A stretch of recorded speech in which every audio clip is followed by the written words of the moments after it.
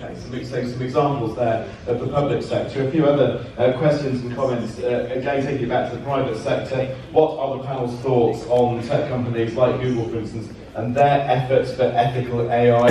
Mark Zuckerberg in recent weeks has asked for more regulation of his sector, or has this questionnaire, they ask themselves, have I misunderstood? Do we believe, is Zuckerberg serious about regulation of his sector? Does he think there's no choice? I mean, I don't have an answer to that question, but I mean, one concern definitely I've heard raised is that these tech companies are doing a lot of work on these sort of ethics principles and ethics boards and stuff, with the explicit aim of avoiding regulation. And so it is a bit encouraging to hear. I don't know how serious Mark Zuckerberg is. I also think, just to sort of echo things that others have said, probably regulation very clearly has a role in preventing the sort of worst harms that can come from these things. I think a lot of that actually, at the moment, is the worry is, I suppose, in this analogy with the cars case that Jeff was talking about, is that we don't necessarily know what those harms are yet, and so especially for people sitting outside the tech sector who don't sort of see the details of like what the current capabilities are, what they're doing, how they might impact society. I think it's very difficult. And I know Jeff wants to come in, you might want to take this point, but of course you could have all the regulation that you want, but are the technology companies really listening, and are they that fearful? I mean, we've had this as GDPR, one massive fine by most of our standards to Google, but to them it's astounding, really. So, these companies, I mean, they have the power and the resources of small states in their own right. Are they even regulatable? Well, just a comment on Mark Zuckerberg, since you asked that question. So my sense is he has concluded that their essential business model, advertising, finance, probably is running out of time. So he will shift to a different business model, which is probably slightly better for privacy. He assumes regulation will happen, whatever he says, so he might as well be on the right side of history on that. And of course, always new industry incumbents at some point always become pro-regulation as a way of keeping out the insurgents. So we have to be very careful. As already with GDPR, we've seen the big companies able to use it and to comply more easily with the small companies. So any regulation has to be worked very carefully to make sure it is not a monopoly-enhancing tool rather than a competition-enhancing one. Yeah. Okay, no, point well made. Yeah. So you'll see, you could have used regulation as a tool, or you just acquire your potential competitors. Peter, you're holding the microphone with expectation on your face. Not necessarily, but I want to go back to an earlier point. I think it was very well made before. We need to distinguish use of AI. I mean, I think we've seen with GM technology, for example, in some countries, when the technology, the process was regulated rather than the application of the process, one got themselves into a bit of a mess. I think that we need to be realised that AI means so many different things. It's the application in a particular context which we need to be handled in different ways. Where I think my biggest concerns lie are with those applications that are going to interfere with people's agency, autonomy in ways that may impact on the way they feel within society and how they operate within society. Nobody's going to object to AI that helps treat disease better, which helps diagnose breast cancer earlier or whatever. Those kinds of uses are never going to be contentious. It's the issues that actually come to whether you go to jail or don't go to jail, whether you get a visa or don't get a visa. It's those kinds of, and the more, whether you get a benefit from the government or don't get a benefit, where you sit on the housing queue. These are things that are going to impact on people's lives, in which, whether they're done by the private sector or the public sector, is where the issues of, in my interest, which is on the interface between humans and technology, are going to come to the fore. Okay, so the elements of social justice coming into the conversation, which is where I wanted to shift it with the help, in a way, of this comment here. Gender bias is coded into technology products and it's pervasive in the technology sector. And they're saying it's apparent in this panel. We should say we did have another women panelist who was unable to make it. But nonetheless, that is a concern, not just about this panel, but about bias in the algorithms. Who is training these algorithms? Where is that data coming from? So I think all of us on this panel, Eric, can agree that that's a problem. The question is, how do we do that? And of particular interest to you is in doing so that achieves justice for everybody and not just the powerful or the male or the privileged. Yeah, I say first perhaps we need to open the game to more players, because the more diverse our players, the more diverse technology will be. And so I guess that an AI which is trained, I don't know, by a cooperative somewhere in Latin America will be very different from an AI trained in Palo Alto or wherever. So for me, this is the first point. I would like to jump back to what you said, Jeff, about regulation, because I think those 2 points are related, because regulation will set the frame. And I would be a little bit more optimistic. I think that also, for sure, for the players, it can be not the opportunity just to keep the small ones out. But I mean, more and more big companies are discovering that working on a fully deregulated market is super dangerous. And actually dealing with the impact of technology and the negative externalities afterward can be super, super expensive. And we've seen that. So I think that also regulation and the way we push companies to move forward, it's perhaps a way to help them to discover that they need to be value on values, they need to be positively impactful to the society, and that's the only way for them to be profitable on the medium and long term. Well, let's hear from the industry person who say that there might be an argument that being biased against large potential markets, for instance, or being called out for data privacy breaches or whatever, it's bad for business anyway, so you're incentivized, whatever the case, to get it right when it comes to your ethical stance, your use of data, the training of the algorithms, and so on. Yeah, I think that's a straightforward conclusion that I believe most players in the industry make, right? What's good for the long term, what's good for the user, and you'll typically find that there is value behind it, right? So from that perspective, I do believe that the industry will definitely support and encourage and work together to make the right frameworks, because it's in their own interest for a long term. Having said that, again, in terms of bias, we need to understand how some of these things work, right? So if the algorithm is trained on the data, which is inherently biased because that's what the data has shown, you will typically get an algorithm which will give you more results like that, right? Because it's being trained by those signals. Now, how do you make sure that what is called the objective function is defined in a more diverse way? That's still in the hands of humans.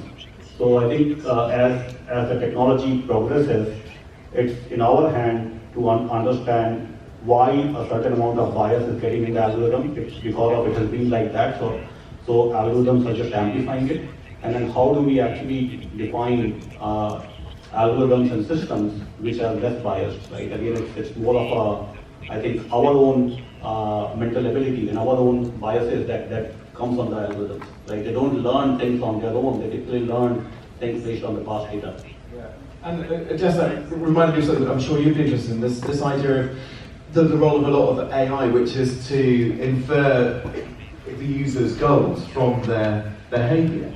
And I'm just wondering how much biases can almost be engineered out of the system, or how much we need people like you, Jess, to help us understand human behaviour as a motivator, and therefore what that means for the algorithms we end up with.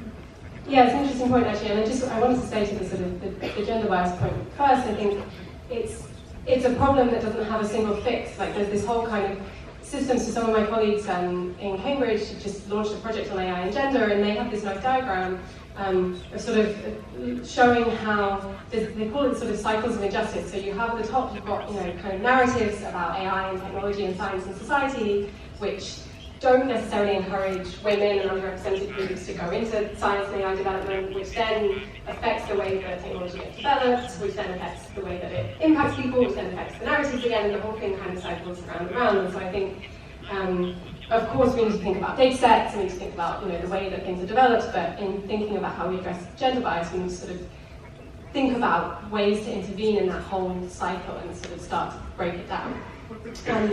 On the sort of human behaviour side, if I recall your question correctly, I mean, I think there is something really interesting around. So, I mean, in sort of AI safety research, there's this interesting area of, you know, if we want AI systems to be aligned with human values, they need to understand them. And to understand them, you know, I think it's quickly been recognised that we can't just sort of hard code human values into AI systems. We can't even agree on them ourselves, let alone figure out how to sort of specify them in software. So there's increasing research now in what's called inverse reinforcement learning and value learning, where the explicit sort of goal is using an AI system to try and learn from people's behaviour what their values are, what their goals are. And actually, I think, as you alluded to, there's a really important role there for people who understand human behaviour and human biases, because what we don't want an AI system to do is see, oh, that person, you know, always chooses to eat cake rather than go to the gym, therefore what they value is like eating, you know, it's a trivial example, but we need to understand the sort of human biases in order to sort of filter them out and account for them and get at sort of what do people really want. And obviously that's a very ambitious project, but maybe eventually actually AI could help us to better sort of, might actually help us to better understand collectively what we value. How worried are you about big commercial organisations using the algorithms against us? And we're hearing these, you know, terrifying, almost science fiction-like scenarios from those who talk about surveillance capitalism, that the algorithms now can predict our behaviour. So it's not so much data about what we're clicking on, about our clicks that are being sold to the advertisers, but more our intentions. Is this a scare story too far, or is this going on? So I think a bit of both. Like, I'm worried about it. I also think it's generally not anywhere near as good as a lot of the media makes out. So, you know, even as the sort of the Facebook Cambridge Analytica scandal, the claim was that, you know, Cambridge Analytica used people's Facebook likes to predict their personality, which they then used to target political ads, which then changed their voting behaviour. Like, there's a lot of steps there. We actually had a workshop last week with someone from the Psychometric Centre in Cambridge who did some of the foundational research that was then used by Cambridge Analytica, although they weren't involved. And even he was saying, like, this is not, basically what was sort of claimed they did is not really true. Like, we're not there yet. I am worried though, because I think we could be there in not very long.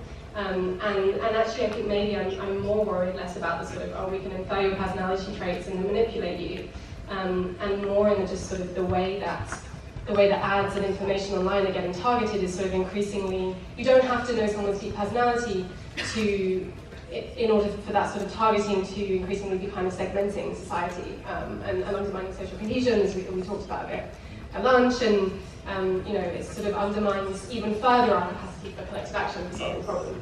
And that's just now, Peter, as we are, you know, here on the threshold of the Internet of Things and the Internet of Bodies. You know, already we're having conversations where, you know, we're having to mediate a little bit and not go overboard on the scare stories. But, you know, nonetheless, when we roll in data that's going to be fed into all these algorithms from our the body biosignals, from our skin, sweat, galvanizations, you know, so there's a whole load of data about us that hasn't even been fed into the machines yet, and we're already having conversations, albeit trying not to be too, you know, kind of hysterical about it, but we're already having conversations about our predictions being analysed. How does that, what are you telling the government of New Zealand about those kinds of issues? Well, I think the issues that are there, part of the problem is a lot of assumptions. For instance, just talked about eliminating cognitive biases to find out what we really want. Well, I would disagree and say we evolved with cognitive biases for a whole host of reasons. And it may not be good for our mental health to eliminate all those biases in response to some manipulation from the outside. We are not the rational human being that economists pretended we were 20 years ago. We're human because we have a whole lot of other values that come into play. And those cannot be, I don't think it's likely that in the foreseeable future those can be coded into machines and then individualized to who we are. And so I think in moving ahead, we have to be recognised, it comes back to the point which we've all made repeatedly, that AI is a mathematical technique, a statistical technique for doing some past calculations. It can be used in certain ways which will be clearly good for lots of people across the planet. But at the same time, it has the potential for misuse. I mean, we haven't talked about autonomous weapons or some of the other ways in which it could be used, without getting into the scary sort of singularity kind of debates that some people want to bring up. So I think from the point of view of a government, governments are a bit paralysed here. On one hand, they do not want to interfere and stop innovation. They do not want to lose out in the innovation and productivity gains they believe their technologies will bring. But as they've discovered, if they wait to, as they have discovered, and particularly as was seen last week here in Paris here with the Christchurch Declaration, that technologies sometimes have a downside, but by the time governments get to intervene, it's too late, as we've seen over live streaming a video of the Christchurch horror and so forth. And so I think governments are going to likely to be, as a result of what happened then, I suspect we'll see more and more active desire by governments to try and work transnationally to get greater control over the potential downside. But the downside will always relate to its use, not to the fundamental technology. And you were nodding to that, however, I would want to say to Jeff, and Eric wants to get in on this as well, so to that point specifically. Yeah, I think it goes back to what we've been repeating, and in terms of, again, the use cases, right? So unless we understand what is being used here in the context, I mean, the question of intent, and I think we also run to the extreme of, if a machine learns my intent, is it always bad? But if you look at search, right, if you type a query wrong, the whole idea is for it to understand your intent and understand your context and give you a very accurate result very fast, and people tend to like it, right? So it depends on what type of intent understanding is happening, and more importantly, what is the outcome of that? What's the action being taken based on that intent? And that action and that use case better be regulated. But just the simple understanding of intent sometimes can actually create very pleasant experiences. Like you will see some software that actually behaves like what you want it to behave, and that's a very pleasant experience. And if it starts to interfere with your choices and it starts to kind of nudge you in a particular direction, now that might be a bit troubling. So that's where the point is that if you understand anything, or if a machine understands anything, if a machine reads anything, if a machine looks at anything, right, that's typically just a generalized thing. It's not good or bad. The good or bad is what happens after that. And I think we need to understand that and then talk about the regulatory and governance framework. Yeah, exactly. And even though it's a seemingly trivial example, the autocomplete when we type into a search engine, but I'm sure we've all had that feeling when you're intending to do something good, like make a paella, and you start typing how to make, and you're about to type in a paella, and it'll just autocomplete how to fill your tax return, or something like that. You think, that wasn't my intention, you can think I am now. And that's very jarring for us, and so scale that up amongst all the other prediction algorithms and how they could be shaping our lives, and even then reinforcing some good or bad behaviour. I think it bears a little bit of analysis. Right, Jeff, and then Eric. So a comment on which links to that, but about bias. I think a crucially important debate, which has hardly started at all, is what kinds of AI do we want to be funding and commissioning? So in the last 50 years, most AI has actually been funded by the military, intelligence agencies, and then in the last 6 or 7 years, the beginnings of huge investment from Google, Facebook, Alibaba, and so on, getting us these very smart dynamic search engines, which now, of course, no one can really understand, even the people working on them, because they are so dynamic. And I think that raises the question of what new directions might be that we would want. There is deep bias in some algorithms, and there's also deep bias surrounding them. The US venture capital industry is less than 10% female. Wikipedia is 90% male contributors.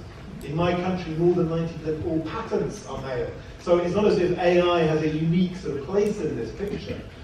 Where I think this could become interesting is not only if we rightly worry about the bias in algorithms, like Amazon's algorithm, which always recommended employing men, not women, because that's what it's being trained on, but how you use them the other way around. So judges are a good example. I don't really want a world where judgments are made only by an algorithm, for all the reasons we know. But actually, I've seen many judges who are deeply biased. And I would quite like a future where alongside the judge was an algorithm which could show the judge was making a judgment which seemed particularly out of line with others' behaviour and potentially revealed their own personal bias. That seems to be a good use of AI. We're beginning to see lots of commissioning of AI around your industry, fake news, to help people spot the structure of an article or a tweet which is likely to be faked, botted, trolled, whatever. Again, that seems to be a useful direction. But there's been almost no funding for these kinds of useful AIs because all the money has either been for click-through advertising or better ways of having a drone hit a target in Pakistan. So we collectively, I think, should be trying to channel the vast sums of public R&D money as well as private R&D money going into AI to make sure it actually is solving the problems we care about. At the moment, that isn't happening. That debate has hardly started. Yeah, and that's good. This is where, because we're rounding off this part of the discussion, and we're going to